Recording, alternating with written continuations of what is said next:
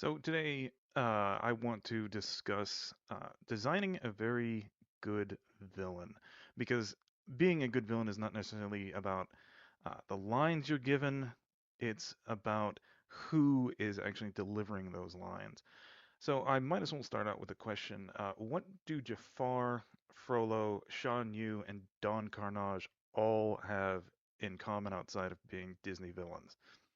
Well, the easiest way to explain it is their inherent design. That includes their color palette, but it's also primarily the way that they are drawn. Like, if you'll notice, all of them have very sharp, angular features to some degree, especially when Disney draws human villains. They are far more like they have like they'll be given like sharper cheekbones, a sharper jawline.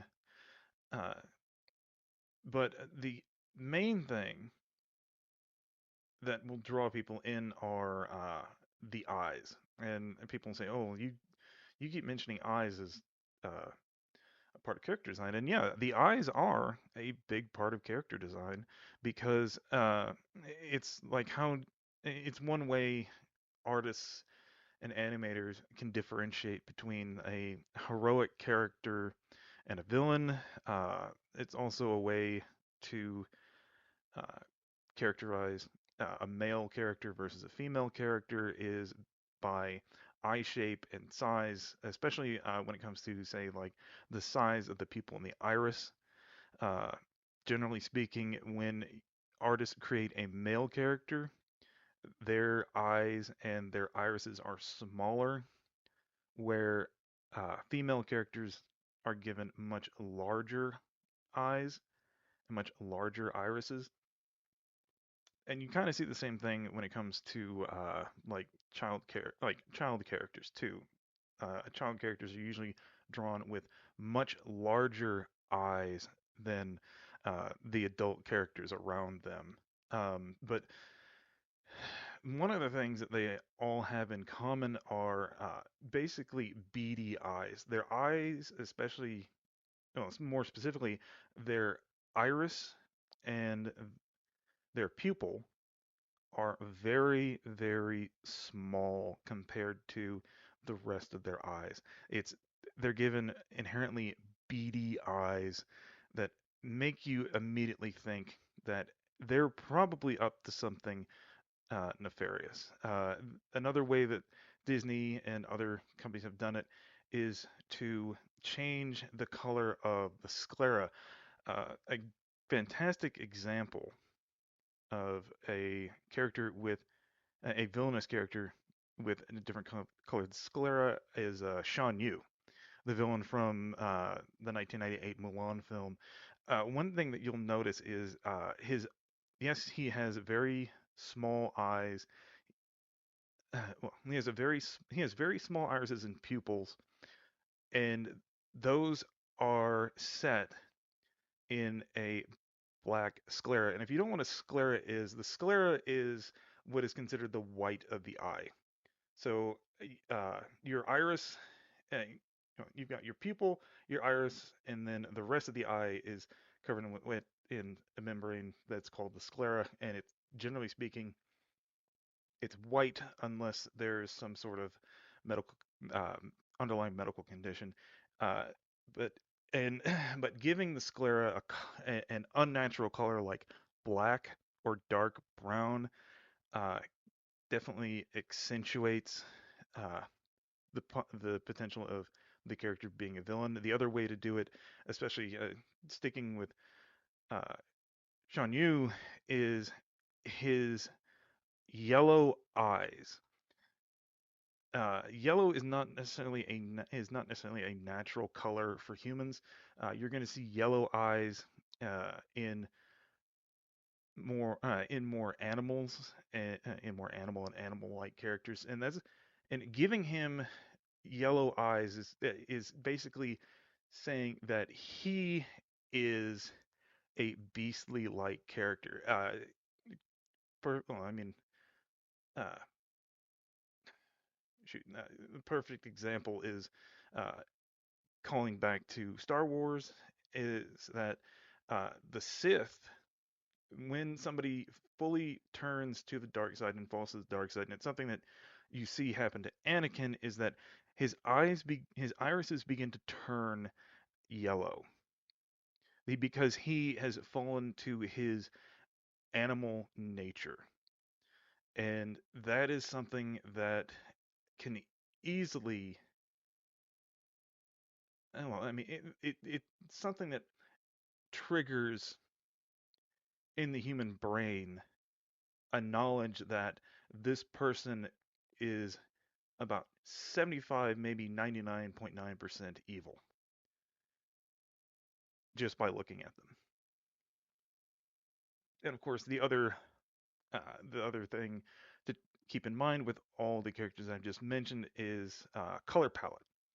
Uh, Villainous characters in general are always given a darker, more subdued color palette than their heroic counterparts. Um, like, well, take Jafar for example. He dresses in red, black, uh, kind of gold, and almost like a burnt orange. Uh, he's also designed with a very slender build, almost snake-like, which is highly appropriate based on his staff and what he eventually gets turned into at, during during his fight with Aladdin near the end of the film. Um, he is like you can easily tell based on not only the way his features are drawn, which are highly angular, his uh, slender build, that he is up to no good, and you probably shouldn't put more trust in him than as far as you can throw him. But the other, uh, well, I mean, another good villain to look at when it comes to color palette is Frollo. Frollo is also dressed in dark colors. There's very little in the way of bright colors when it comes to his design. Yes, he does wear a white collar, oh, a white collar, but generally speaking, you almost always see him in black, uh, purple, and red. And of course, looking at his, and again, he's kind of got a very slender, almost snake-like kind of reptilian build to him.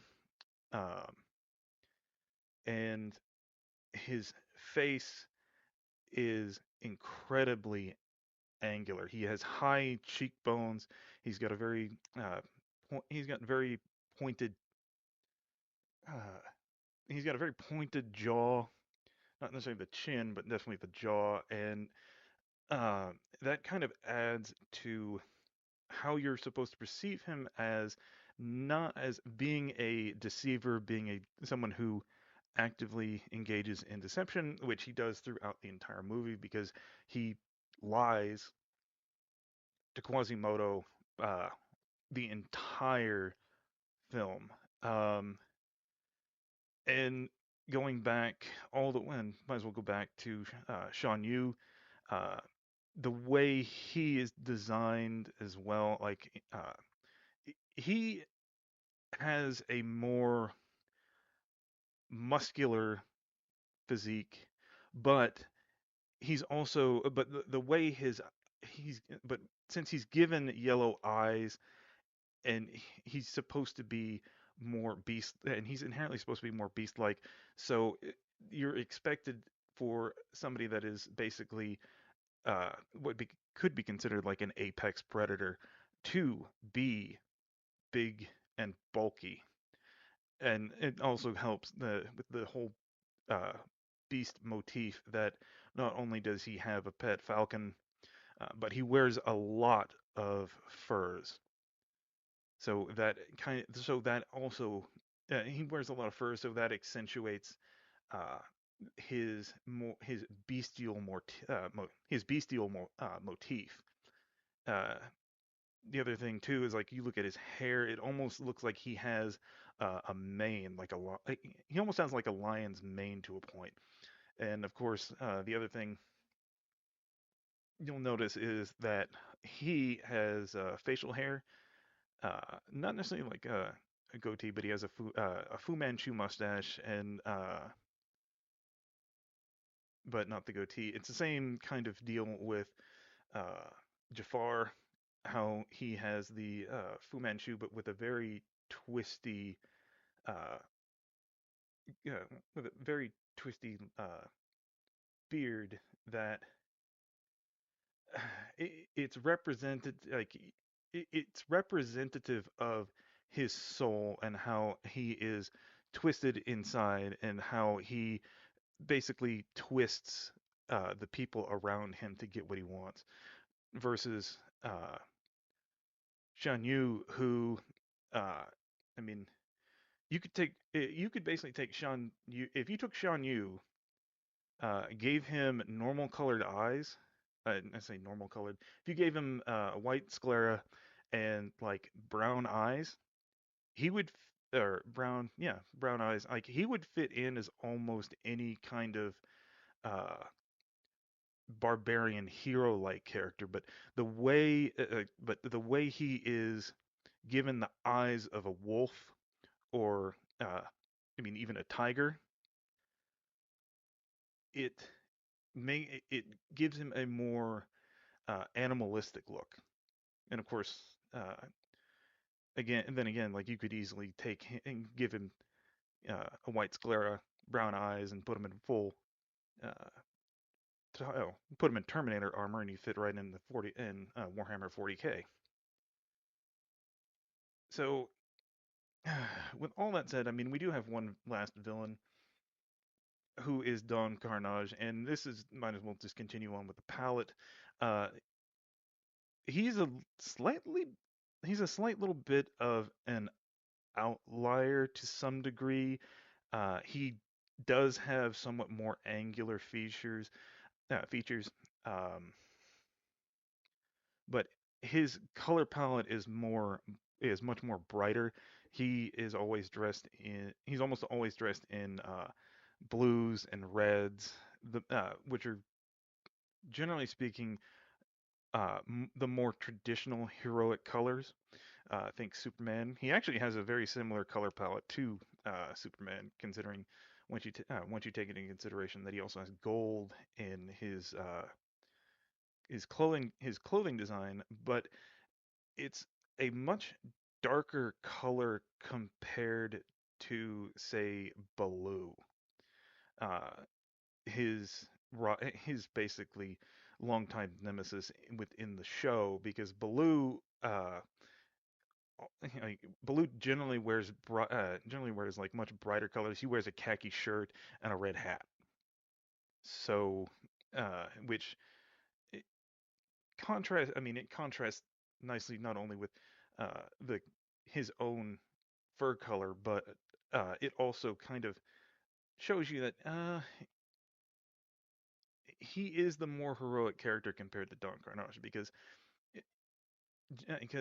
uh, the hero will not necessarily like the hero won't necessarily wear white, but the hero will oftentimes be dressed in much brighter or lighter colors. Um,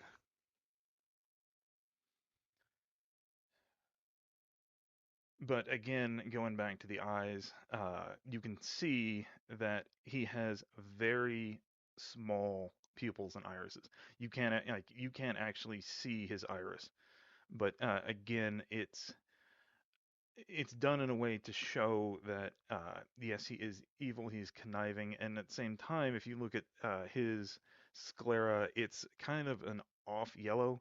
Uh, when Disney usually draws animals, uh, one thing that they will do is give them human-like.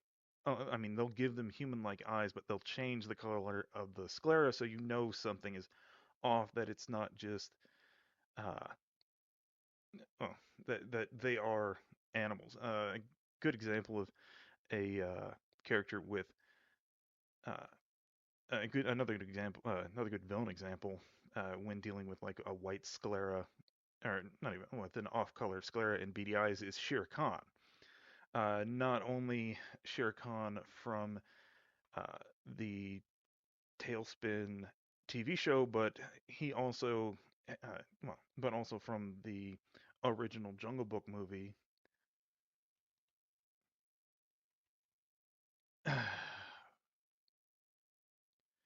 Like he is inherently given those really tiny, tiny beady irises, and and and that carries on even in uh, the Tailspin TV show, where he has beady eyes, a yellow sclera to show that he is more inherently predatory and animalistic, and that even in the Tailspin show, he is dressed in uh, darker colors, all like dark blue, uh, dark blue with like a dark red tie. He does have a little bit of, he does have like a white shirt, but it's usually like an off-white, like a gray. And yeah, he is a villain, and he kind of goes back, like yes, he is a villainous character, especially in the original Jungle Book. In Tailspin, he's more, um, I wonder if I say, he's he's more chaotic than evil, but he has no problem uh, bending the rules in order to get what he wants. So he's when he shows up, he's more of an antagonistic force than say a pure villainous force, and it's not uncommon for him to work with Baloo to get what he desires. Um, So it's another way to do color. It's another way to do color palette. And the other thing you'll notice too is if you look at Shere Khan's design, whether it's in the original show or in well, I shouldn't say the original show, in Tailspin or in the original film, he also has a very kind of angular face. He has very small eyes compared to like the size of his head, but some of that is also just for dramatic effect to make you because to make him look more feline. But he has a very long, wide jaw, very pointed very more pointed cheekbones that are accentuated uh, with his cheek fluffs, and like you're not meant to give him any sort of trust.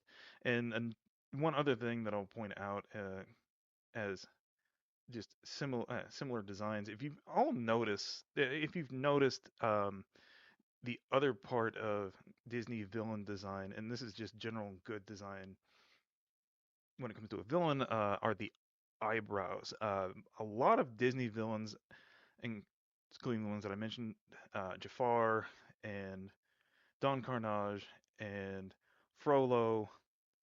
Well, maybe not to the point of like Frollo, but especially like Sean Yu, they all have very thick eyebrows. Not necessarily like a unibrow, but compared to uh, what you'd see for a more heroic character, their eyebrows are incredibly thick and large. The only ones that uh, are the only one that's really an exception to this rule is Frollo, where his are where his are much thinner compared to the others.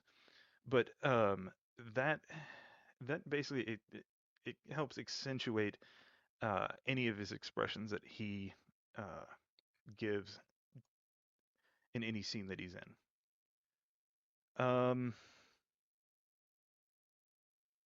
But uh, yeah, that is a brief way to how to create a good villainous character, and we might as well end it with just an analysis of a character that I designed named Christopher. Everybody just calls him Chris. But again, it goes back to the Disney villain motif. Yes, it's drawn in a very Disney style, and that's a stylistic choice. But you can see that he.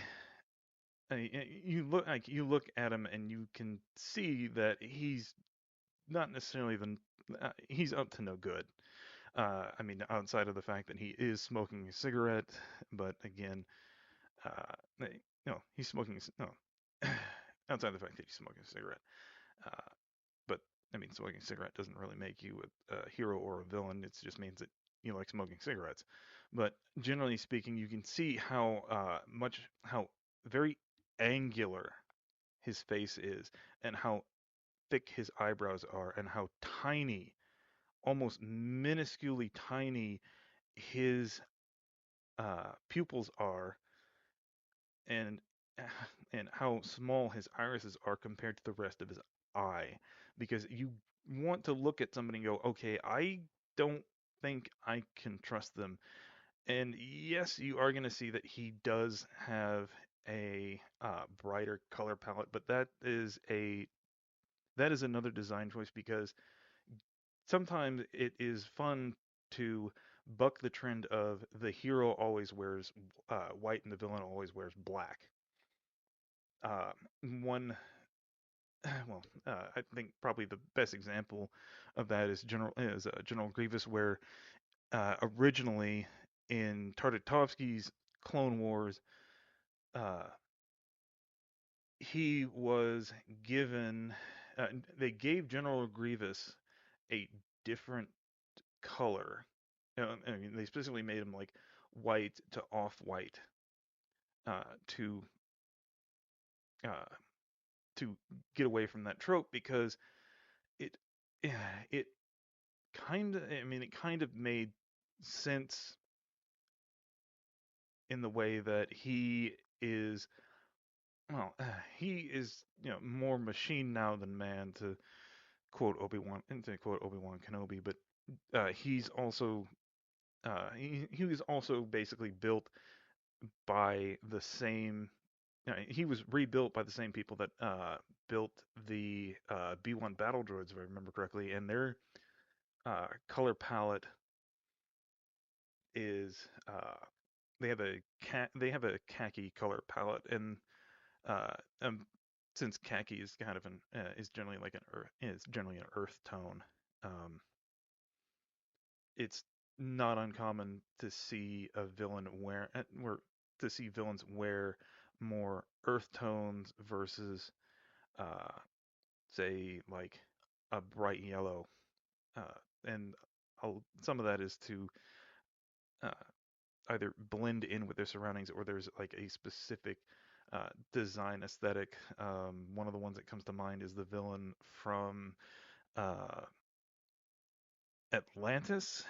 He wears khaki and olive drab quite a bit in the film, and that comes down to him having been former military, and the whole thing taking place right around the time of uh, World War I, where uh, where many countries outside of Europe were moving away from the more Napoleonic uniforms of like red and blue towards more, I'd almost say, not like more. It's not necessarily camouflage, but it's uniforms that would blend more easily into the surroundings. It's why the well, it's why the French took so many casualties in at the start of World War I, because they were still wearing dark blue, almost navy blue uniforms with bright red pants. And bright red in a field of predominantly green stands out quite a bit. But yeah, I think that just about wraps everything up. Uh, Looking forward to hearing any comments. So I think I'll just call it here. Have a good one.